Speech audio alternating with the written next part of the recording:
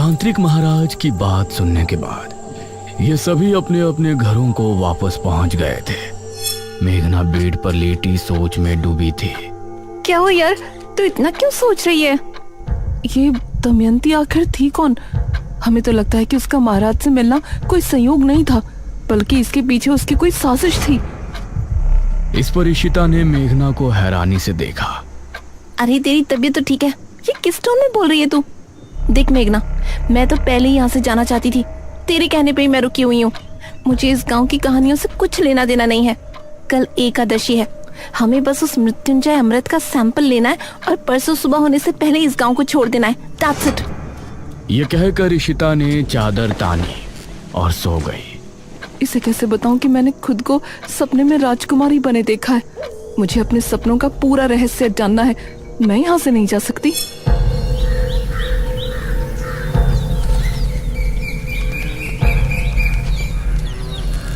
अगले दिन इशिता और मेघना आपस में बातें कर रही थी। आज रात को ठीक 9 बजे हम इस घर से निकल जाएंगे, ठीक है? यार मुझे इस तरह बिना कुछ बताए जाना ठीक नहीं लग रहा। हमें सबको बता देना चाहिए कि हम यहाँ पर मृत्युंजय अमृत के लिए आए हैं। तभी दरवाजे पर दस्तक हुई।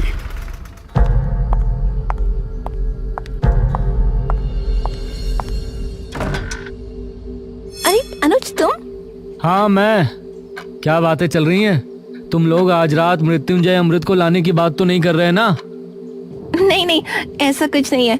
गांव में इतनी प्रॉब्लम चल रही है, ऐसे में हम कैसे मृत्युंजय अमृत के बारे में सोच सकते हैं? हाँ वही कह रहा हूँ। आज रात तांत्रिक महाराज अनुष्ठान शुरू करेंगे, सभी को घरों में ही रहना है। तुम बेफिक्र रहो, हम कहीं नहीं जाने वाले।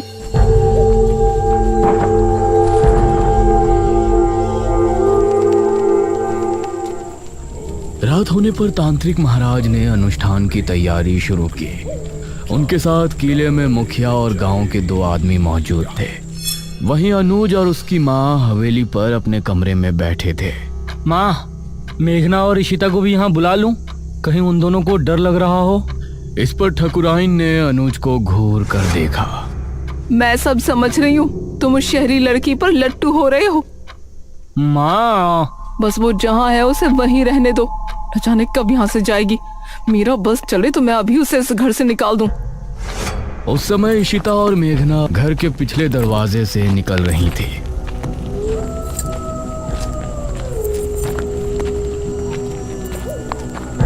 मुझे अब भी कुछ ठीक नहीं लग रहा। ये लोग क्या सोचेंगे? हम दोनों बस यहाँ मृत्युंजय अमृत चुराने के लिए आए थे। मेघना, क्या हो गया यार तुझे? हमारी जॉब, हमारा फ्यूचर खतरे में है। हम इस राजा रानी वाली कहानी में उलझने नहीं आए थे। ये इन गांव वालों की प्रॉब्लम है, हमारी नहीं। तो चल ना जल्दी। ये दोनों घर से निकलकर गली की तरफ आ गई थी। गांव में सभी लोग अपने अपने घरों में बैठे थे। सभी तांत्रिक महाराज के अनुष्ठान के सफल होने की प्रार्थना कर रहे थे। पूरा सामने जंगल का रास्ता। उस समय गांव का एक आदमी राजू सिगरेट पीता हुआ जंगल की तरफ से आ रहा था। अरे यार, आज तो ओस बहुत ही ज्यादा है, सिगरेट भी नहीं सुलग रही। कुछ ही दूरी पर उसको इशिता और मेघना सामने से आती नजर आ रही थी।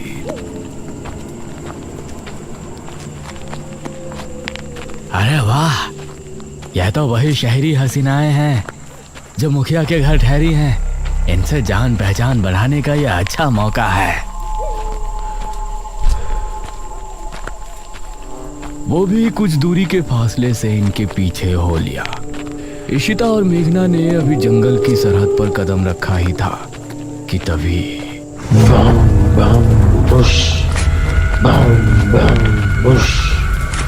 इसे सुनकर ये दोनों चौंक पड़ी। अरे ये तो वही आवाजें हैं, निशिर मोलो। और राजू भी इस आवाज को सुनकर डर गया। हे भगवान, निशिर मोलो। राजू का दिल दहल उठा। उसने पाया कि वह आवाज ठीक उसके पीछे से आ रही है। उसने जैसे ही पलटकर देखा तो निशिर मोलो ठीक उसके सामने थे। एक पल को राजू की सांसें मानो रुक सी गई। तभी ताबूत अपने आप खुल गया। उससे 2 भयानक हाथ निकले जिन्होंने राजू को ताबूत के अंदर खींच लिया। राजू की चीख सुनकर ऋषिता और मेघना दोनों ही बेहद डर गईं। मैंने पहले ही कहा था ना, आज जंगल जाना ठीक नहीं होगा। यार बहस मत कर, जल्दी चल, हम वापस घर चलते हैं।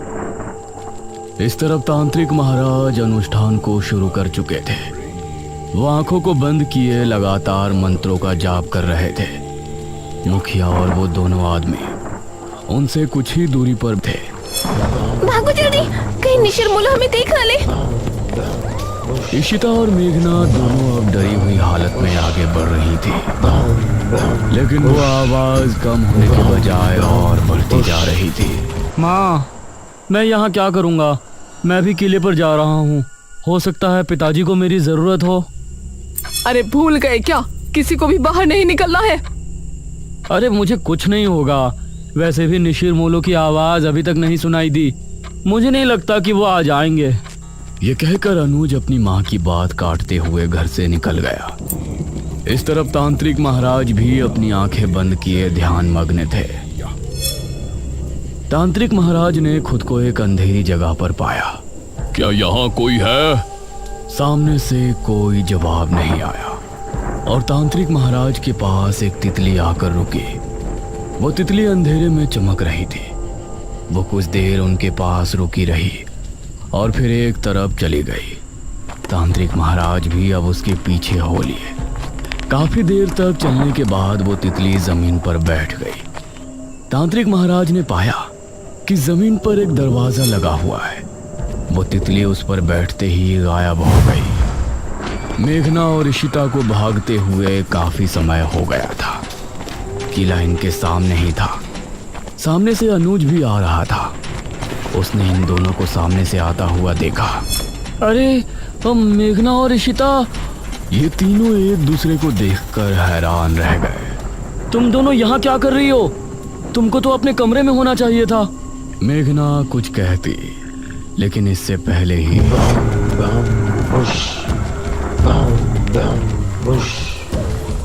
ये क्या, निशिर मोलो आ गए? निशिर मोलो की आवाज सुनते ही ये तीनों बुरी तरह डर गए और अब किले के अंदर भी उनकी आवाज पहुंच रही थी। डरो नहीं, तांत्रिक महाराज ने पहले ही कहा था कि निशिर मोलो यहाँ जरूर आएंगे, लेकिन हमें डरने की जरूरत नहीं है। जब तक हम अपने घरों में हैं, वो हमें कोई नुकसान नहीं पहुंचा सकते। चलो हम भी किले के अंदर चलते हैं। और ये तीनों किले के अंदर पहुंचे। अरे तुम तीनों यहाँ क्या कर रहे हो? वो कुछ नहीं पिताजी। क्या मतलब कुछ नहीं? हमने कहा था ना कि आज की रात बाहर नहीं निकलना। तभी तांत्रिक महाराज ने एक लंबी सांस भरी और अपनी आंखें खोली। ये सभी उन्हें गौर से देखने लगे। क्या हुआ तांत्रिक महाराज, कुछ पता चला? मैंने अपनी पूरी शक्ति लगा दी, लेकिन मुझे सिर्फ एक दरवाजे के अलावा कुछ नहीं नजर आया। इस पर सबसे पहले मेघना ने सवाल किया। कैसा दरवाजा? वो दरवाजा किसी चौखट पर नहीं, बल्कि जमीन पर लगा हुआ है। शायद कोई तहखाना है। इसका मतलब है कि वो किताब किसी तहखाने के अंदर ही है। ठीक है महाराज, हम लोग सुबह होने पर गांव के कुछ आदमियों को लेकर राजमहल जाएंगे और उस तहखाने को ढूंढेंगे। हाँ, यही विचार ठीक होगा। अब आप लोग अपने घरों को जा सकते हो। ध्यान से जाना, निशिर मोलो अभी भी तुमको रास्ते में मिल सकते हैं। जो आ गया महाराज। मुखिया अनुज और इन तीनों के साथ घर की तरफ रवाना हो गया और बाकी सभी गांव वाले भी अपने अपने घरों को चले गए। अनुज, तुमने बताया नहीं कि तुम तीनों यहाँ क्यों आए थे?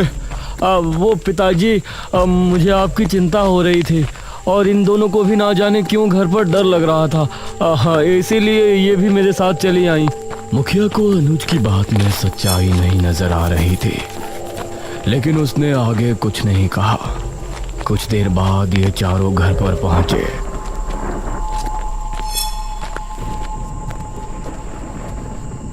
अब तुम लोग जाकर अपने अपने कमरों में चुपचाप सो जाओ। कोई मस्ती मजाक नहीं। जी पिताजी। ये कहकर मुखिया अपने कमरे में चला गया। फिर मेघना ने अनुज की तरफ देखा। थैंक यू अनुज, तुमने हमारे लिए अपने पिताजी से फिर झूठ बोला।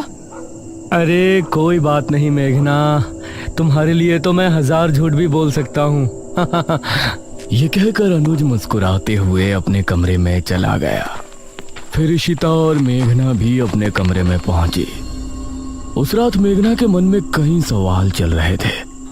करीब 4 बजे जब वो सो रही थी तो उसने अपने आप को राजमहल में खड़ा हुआ पाया। अपने उसी राजकुमारी वाले अवतार में वो एक गलियारे से होती हुई आगे बढ़ रही थी। सामने ही एक बड़ा सा दरवाजा नजर आ रहा था। वो उस दरवाजे से होती हुई अंदर पहुंची। सामने एक अलमारी थी। उसने उस अलमारी को खोला तो उसके अंदर एक बक्सा रखा था। उस बक्से को खोलने पर उसे एक अंदर बड़ी सी चाबी रखी हुई नजर आई। मेघना सपने में बिल्कुल सही सलामत थी, लेकिन बाहर उसका पूरा शरीर पसीने से सराबोर हो गया था। तभी इशिता ने करवट ली तो उसने एक पल को आंखें खोलकर मेघना को देखा। मेघना, क्या हुआ तुझे? उठ। उसने मेघना को झंझोड़ा तो मेघना की नींद टूटी। क्या हुआ तुझे मेघना? देख तुझे कितना पसीना आ रहा है। मेघना नींद से जागी और लंबी लंबी सांसें लेने लगी। अरे कुछ तो बोल, कोई बुरा सपना देखा क्या? मेघना ने इशिता के जवाब में हल्का सा हाँ में सर हिलाया। इशिता ने उसे पीने के लिए पानी दिया और फिर उससे लिपट कर लेट गई। सुबह होने पर तांत्रिक महाराज कुछ गांव के लोगों को लेकर राजमहल पहुंचे।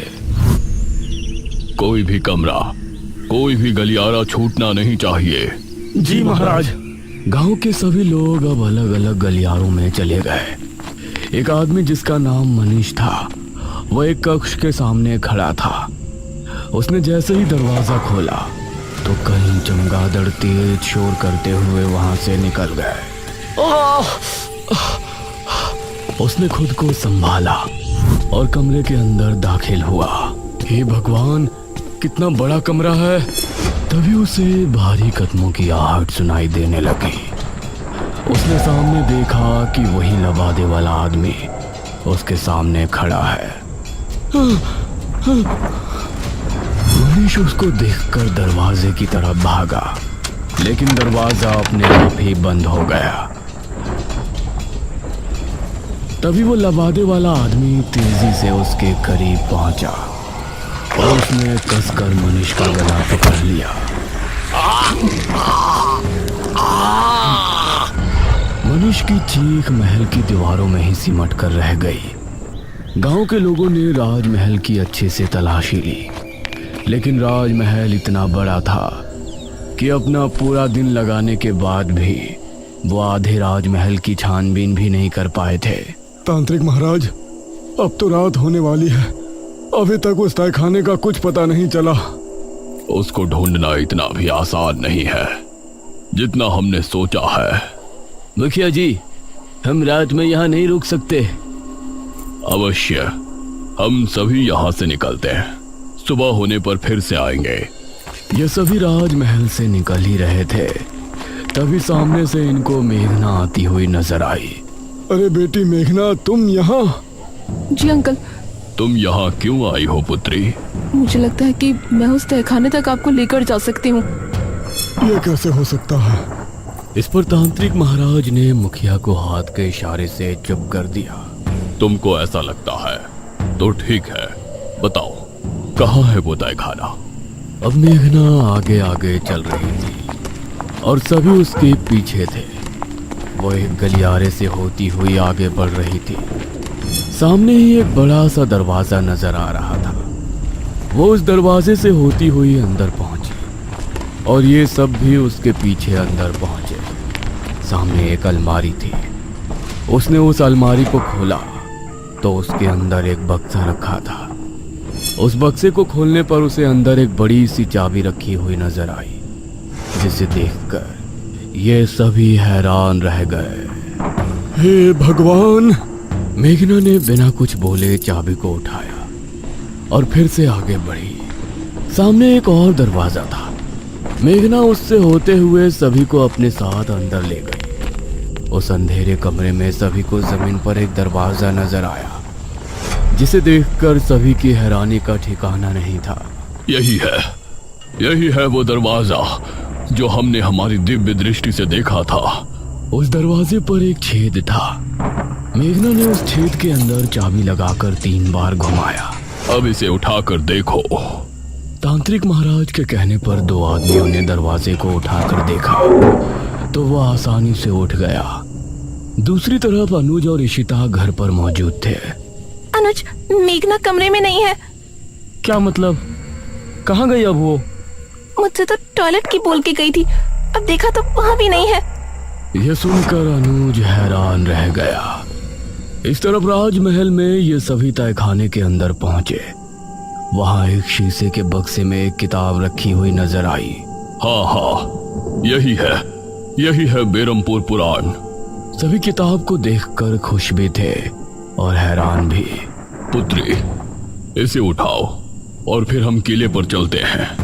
मेघना ने जैसे ही किताब को बक्से से उठाया तो अजीब सा शोर उत्पन्न हुआ। यह कैसी आवाज है? तभी तहखाने के हर एक कोने से बिच्छू निकलकर इनकी तरफ आने लगे। सभी निकलो यहाँ से, जल्दी। अब ये सभी तेजी से ऊपर की तरफ भागे, लेकिन एक आदमी को बिच्छुओं ने सीढ़ियों पर ही अपने चपेट में ले लिया। उस आदमी को एक ही पल में बिच्छुओं ने कंकाल में बदल दिया।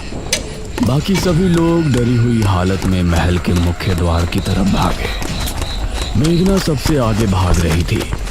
दरवाजे से होते हुए ये महल से बाहर निकलने में कामयाब हो गए, लेकिन ठीक दरवाजे पर जो आदमी सबसे पीछे था उसको भी बिच्छुओं ने अपने चपेट में ले लिया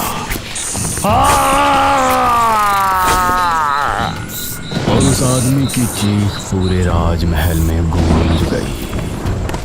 इन लोगों ने अब अपने कदमों को रोका नहीं और किले में पहुंचकर अपनी सांस तोड़ी। तांत्रिक महाराज ने मेघना को गौर से देखा। पुत्री, इस किताब के बारे में तुमको कैसे पता चली? उस समय अनुज और इशिता भी वहां पहुंचे। अब ये सभी मेघना की तरफ ही देख रहे थे, लेकिन मेघना की नजर उस किताब पर थी जिससे कई रहस्यों का खुलासा होने वाला था।